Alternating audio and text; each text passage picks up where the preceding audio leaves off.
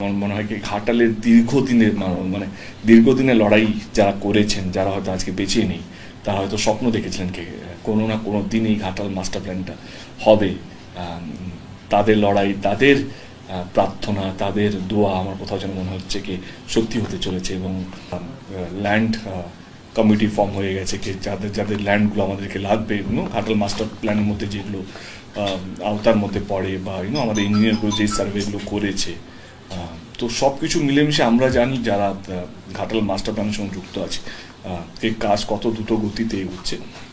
আজকে দিদি বাজেটের মধ্যে সেটা ঘোষণা করলো, তো ডেফিনেটলি ভালো লাগছে। কারণ আমার স্বপ্ন ছিল 2010 থেকে, 2014 থেকে লড়াই করে গেছি।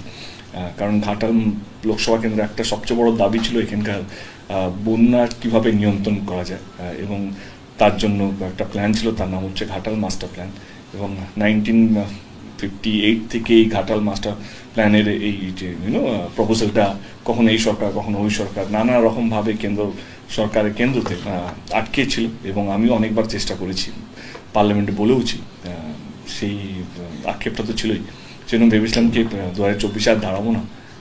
কারণ মিথ্যে প্রতিশ্রুতি দিয়ে আবার ভোট নেব, সেটা সত্যি কোথাও যেন আমাকে শোভা দেয় না। তো সেটা আমি দিদিকে বলেওছিলাম, এবং দিদি তখনই বলেন কি যদি ঘাটাল মাস্টার প্ল্যানটা রাজ্য সরকার করে। তো আজকে সত্যি ভীষণ ভালো লাগছে, খুব একটা ইমোশনাল একটা দিন আমার জন্য। কে এগুলো ফেজে কাজ হবে, তো আমাদের ফার্স্ট ফেজের কাজটা আমার মনে হয় এই মাসের শেষ থেকেই শুরু হয়ে যাবে, কারণ টেন্ডার ফ্লোট হয়ে গেছে।